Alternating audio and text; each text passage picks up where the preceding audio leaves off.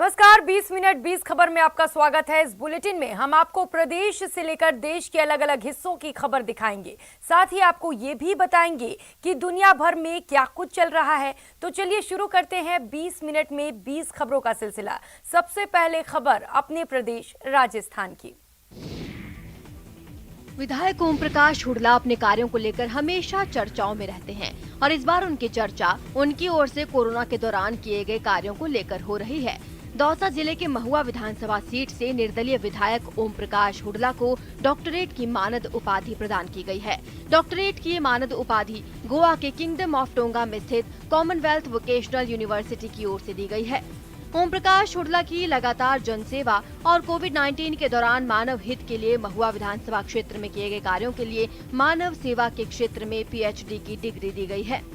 Vocational university के द्वारा हमें डॉक्टरेट की जो उपाधि दी है उसको मैं हमारे विधानसभा क्षेत्र के सर्व समाज के लोगों के चरणों में समर्पित करता हूं और इसका श्रेय उन्हीं सारी जाति बिरादरी के लोगों को देना चाहता हूं जिन्होंने विधानसभा में चुनकर मुझे दो बार भेजा। आपको बता दें, कोरोना काल के दौरान हुडला को फोन घुमाओ, घर बैठे दवा और भोजन पाओ मुहिम की खूब चर्चा हुई थी। उन्होंने फ्री में खाने से लेकर गरीब मजदूरों और जरूरतमंदों को जिस तरह से दवा और दूसरी जरूरी चीजें दी वो काबिले तारीफ है और उसी की वजह से उन्हें ये सम्मान मिला है। स्वामी विवेकानंद से जुड़ी चीजों से कौन रूबरू नहीं होना चाहेगा। झुंझुनू में खेतड़ी के म्यूजियम में स्वामी विवेकानंद की कई यादें और उनसे जुड़े तथ्य मौजूद हैं। उन्हीं की जानकारी लेने के लिए बीजेपी प्रदेश कार्य समिति सदस्य डॉक्टर शालिनी तोमर गरसा खेतड़ी पहुंची थीं। यहां उन्होंने स्वामी विवेकानंद से जुड़ी चीजों के साथ साथ राजा अजीत सिंह से जुड़े तथ्यों की भी जानकारी हासिल की। आपको बता दें, स्वामी विवेकानंद अपने जीवन काल में 3 बार खेतड़ी आए थे। खेतड़ी को स्वामी विवेकानंद अपना दूसरा घर और यहाँ के राजा अजीत सिंह को अपना परम मित्र मानते थे। यहाँ आने पर बीजेपी प्रदेश कार्य समिति के सदस्य डॉक्टर शालिनी तोमर गरसा का खास अभिनंदन भी किया गया। आज मुझे ये परम सौभाग्य प्राप्त हुआ है कि मैं वीरों की धरती झुंझुनू में और स्वामी विवेकानंद जी की धरती खेतड़ी में आज मेरा आना हुआ। मैं अपने आप को बहुत ही गौरवान्वित महसूस करती हूँ। धौलपुर से चौंकाने वाली कुछ तस्वीरें सामने आई। वहां रिहायशी इलाके में घुसे एक अजगर को पकड़ने में वन विभाग की टीम का पसीना निकल गया। बताया गया कि वो अजगर 12 फीट लंबा था, जिसे पकड़ने में वन विभाग की टीम के पसीने छूट गए। इस अजगर को पकड़ने के दौरान वहां इलाके के कई लोग जुट गए। उनमें अफरा तफरी मच गई, लेकिन वन विभाग की टीम अपने काम में जुटी रही। उन्होंने डंडे और कुछ दूसरे औजारों की मदद से उस अजगर को पकड़ लिया। हमारे गांव में एक अजगर सांप निकला था, करीबन 10-12 फुट का लंबा था और वन विभाग के लिए हमने फोन किया था और वहां से टीम आई थी, वो पकड़ के ले गई थी। अजगर पकड़ने के बाद वन विभाग के कर्मचारियों ने उसे केशरबाग वाइल्ड लाइफ सेंचुरी में ले जाकर सुरक्षित छोड़ दिया। दरअसल जंगलों के लगातार खत्म होने की वजह से जंगली जानवर भटकते हुए रिहायशी इलाकों में पहुंचने लगे हैं, लेकिन ऐसे में उन इलाकों में रहने वाले लोगों की जान पर बनाती है। कुछ ऐसा ही यहाँ भी हुआ। अजगर देखकर लोगों में हड़कंप मच गया। वो तो गनीमत थी कि वन विभाग की टीम ने वक्त रहते उसे पकड़ लिया। और अब देख लेते हैं कुछ अन्य राज्यों की खबरें।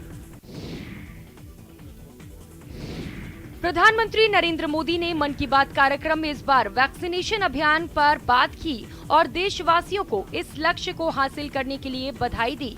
मन की बात कार्यक्रम में पीएम मोदी ने कहा कि 100 करोड़ वैक्सीन डोज के बाद देश नए उत्साह, नई ऊर्जा से आगे बढ़ रहा है।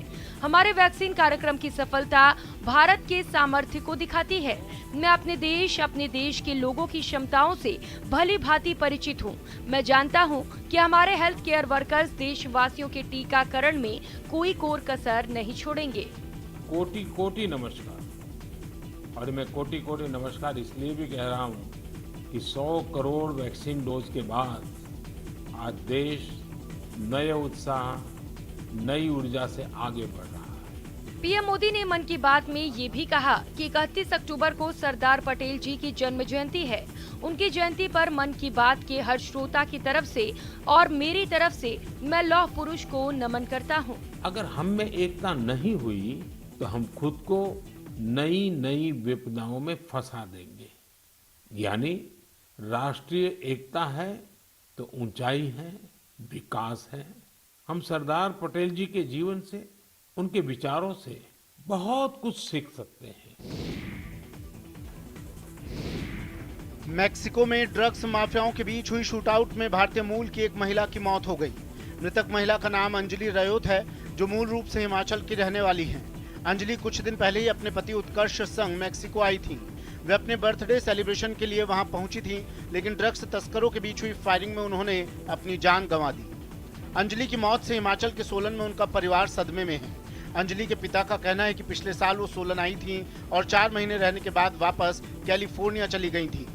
22 अक्टूबर को अंजलि अपने पति के साथ ही थी और मेक्सिको में डिनर करने गई थी, लेकिन जैसे ही अंजलि ने एक स्टोर से आइसक्रीम खरीदी, वहां पर गोलीबारी शुरू हो गई।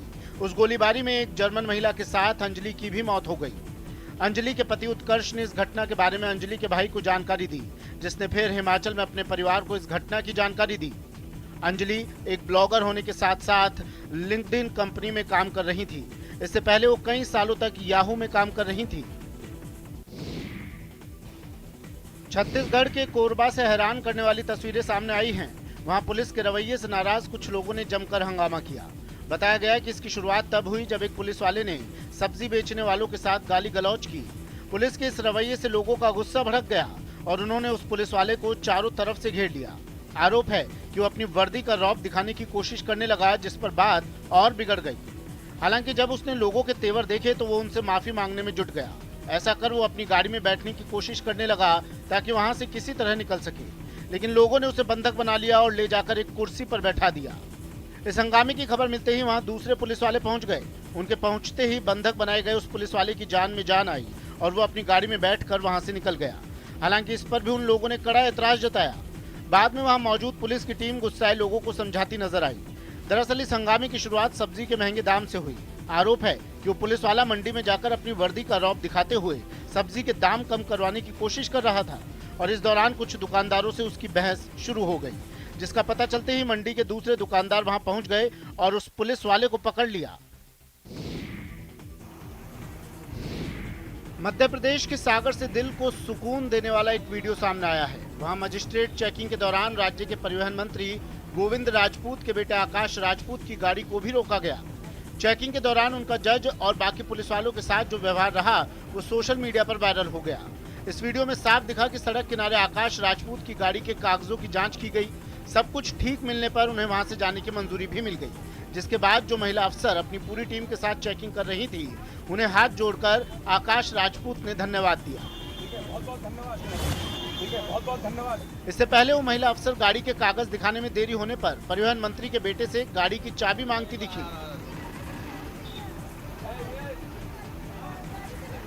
दरअसल एक दिन पहले शहर के अलग अलग हिस्सों में गाड़ियों को रोककर उनके दस्तावेजों की जांच की जा रही थी। इसी कार्रवाई के दौरान एक जगह आकाश राजपूत को भी रोका गया, जिसमें उन्होंने उस टीम का पूरा सहयोग किया। मजिस्ट्रेट चेकिंग के दौरान बाकी सभी लोगों की तरह आकाश राजपूत को भी रोका गया।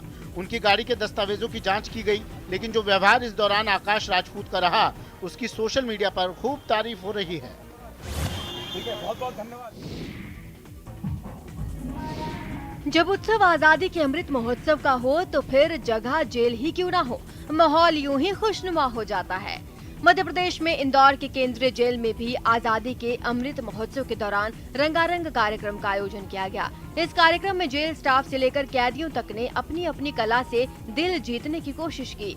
जेल में आयोजित इस कार्यक्रम की सबसे खास बात ये रही कि राज्यपाल मंगू भाई पटेल भी इस कार्यक्रम में शामिल होने जेल पहुंचे थे। यहाँ उन्होंने जेल में रह रहे बंदियों को संबोधित किया। समय, परिस्थिति और मनोवृत्ति के कारण जो लोग 4 दीवार के भीतर रह रहे हैं, उनके लिए यह बंदी अवस्था आत्मचिंतन और आत्मविश्लेषण का अवसर है। इस मौके पर राज्यपाल ने जेल परिसर में बंदियों की ओर से बनाए गए कान्हा विक्रय केंद्र का भी जायजा लिया। साथ ही वो ई रिक्शा में बैठकर संपूर्ण जेल परिसर का भ्रमण करते नजर आए। राज्यपाल पटेल ने जेल परिसर में वृक्षारोपण भी किया। उत्तर प्रदेश के कई इलाकों में बारिश थमने के बाद भी लोगों की मुसीबत जारी है। भारी बारिश की वजह से राज्य की कई नदियों में उफान आने के बाद कुछ जिलों में बाढ़ आ गई थी, जो बारिश थमने के बाद भी लोगों के लिए परेशानी का सबब बनी हुई है। मुरादाबाद से सामने आई तस्वीरों में एक इलाका पानी में पूरी तरह डूबा दिखाई दिया। इन हालात में सड़कों का तो कहीं नामो निशान ही नहीं था। एक जगह तो कुछ लोग अपनी मोटरसाइकिलों को बैलगाड़ी पर रखकर ले जाते दिखे। ये लोग तो किसी तरह पानी को पार कर गए, लेकिन पैदल चलने वालों की मुसीबतें और बढ़ गईं। सबसे ज्यादा परेशानी तो स्कूल जाने वाले बच्चों को उठानी पड़ी। पहले हम साइकिल से जा करते थे, अब रामगंगा आ गई तो हम पैदल जा रहे हैं।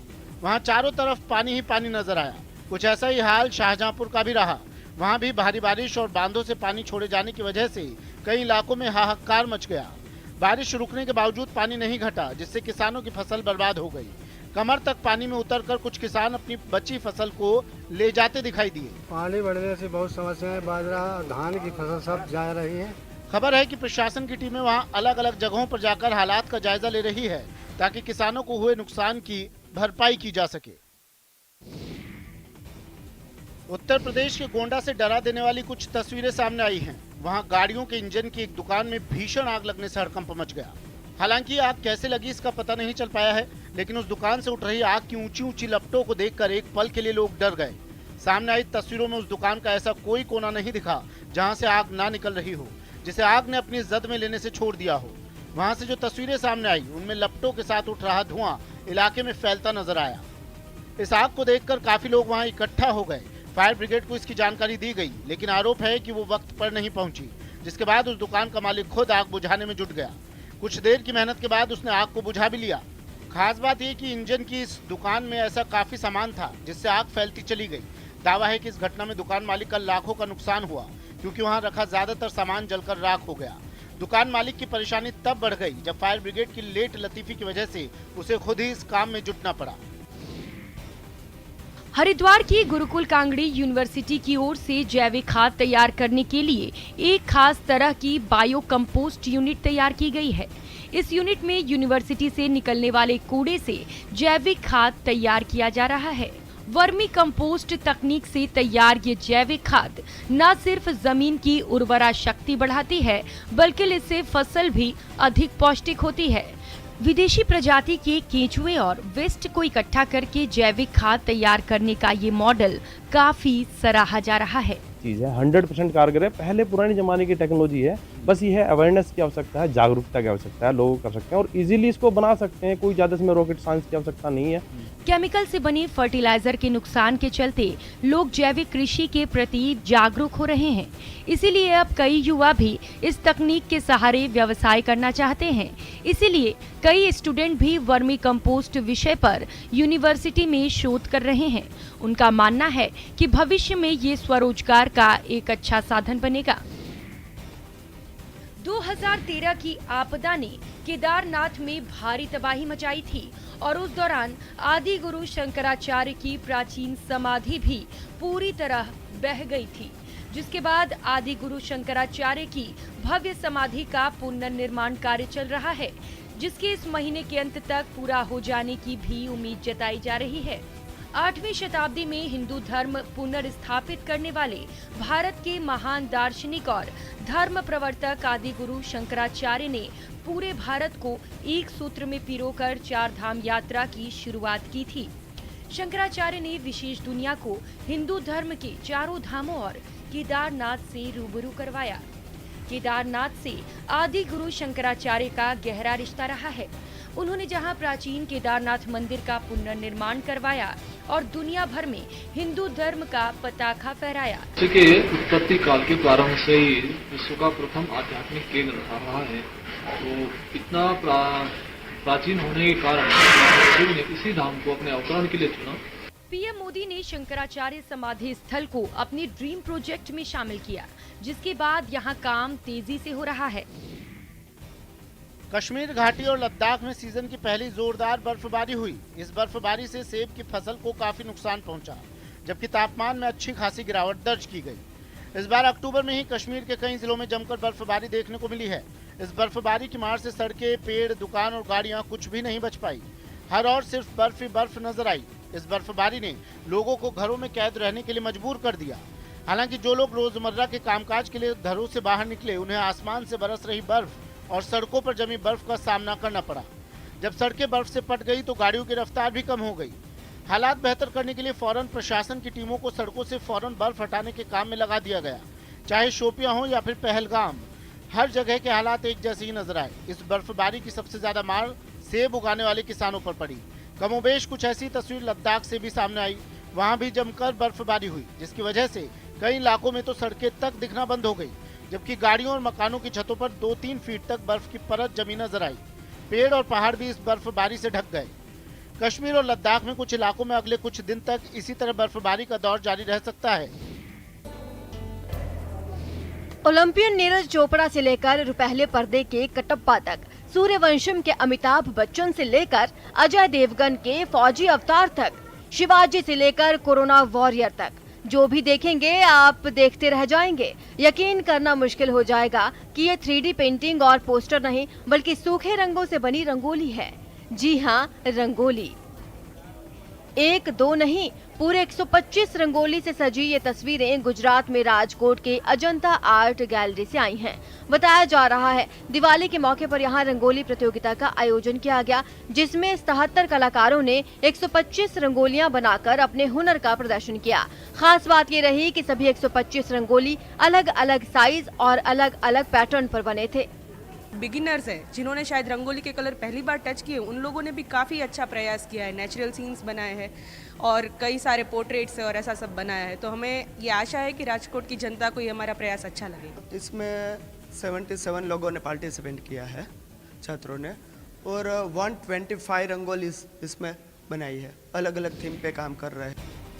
फुटबॉल के मैदान में जब लड़कियों ने अपना दांव दिखाया तो देखने वाले देखते रह गए। ऐसा लगा ही नहीं ये वो दिल्ली है जहां फुटबॉल नाम मात्र का खेला जाता है।